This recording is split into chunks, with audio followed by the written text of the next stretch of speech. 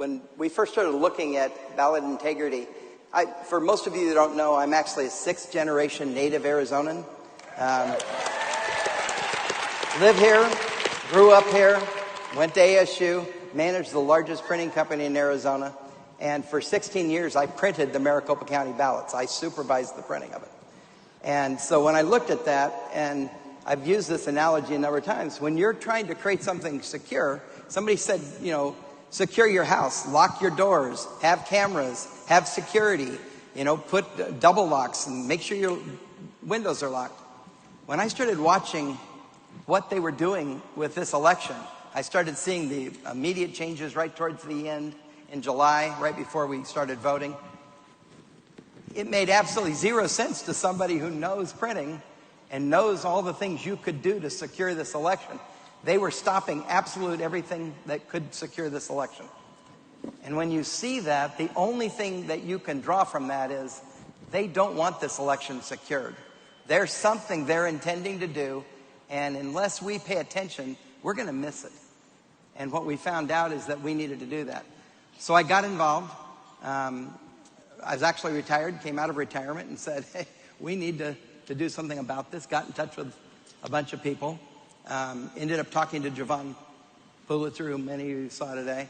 And I said, Jovan, I know you're going to look at these things, but there's like 7 other things you should be looking at.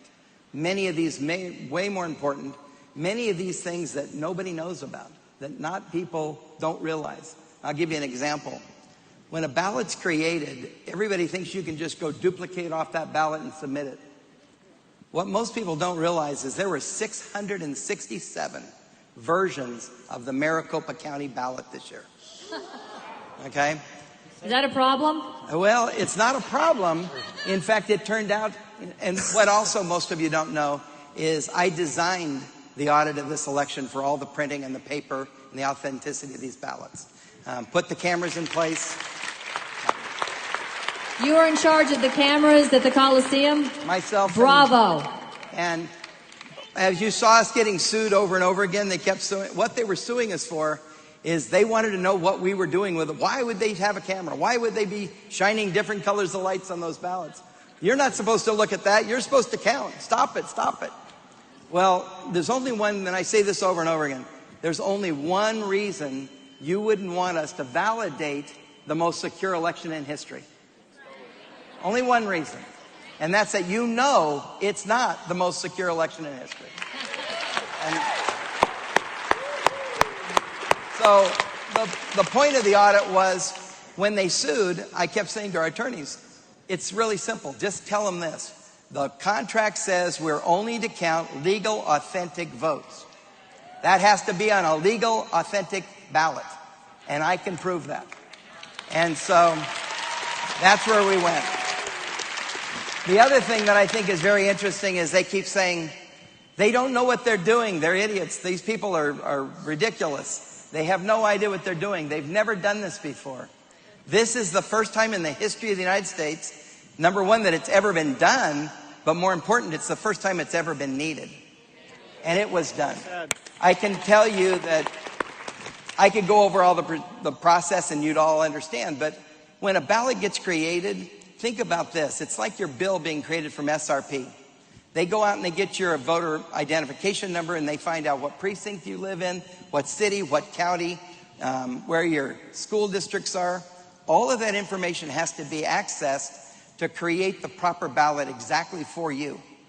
Because you have to vote for the right candidates in a city mayoral election, council elections, JP elections, the legislative district, the congressional district. Think of those as maps that overlay the Maricopa County area. And it creates all these little sections, and all these people get a very different ballot.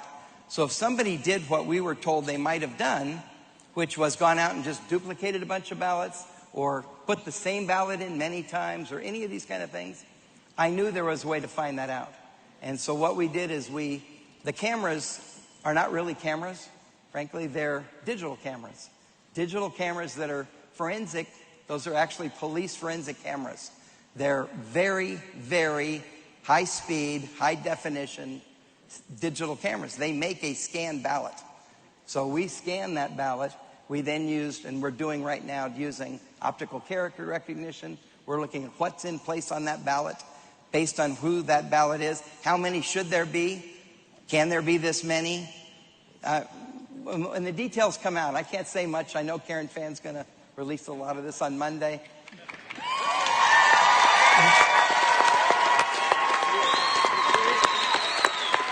What I can tell you is you now will have the most authentic count of every legal authentic ballot you could possibly have. Thank you, Bob. Look at that, a standing ovation. That's awesome. Thank you.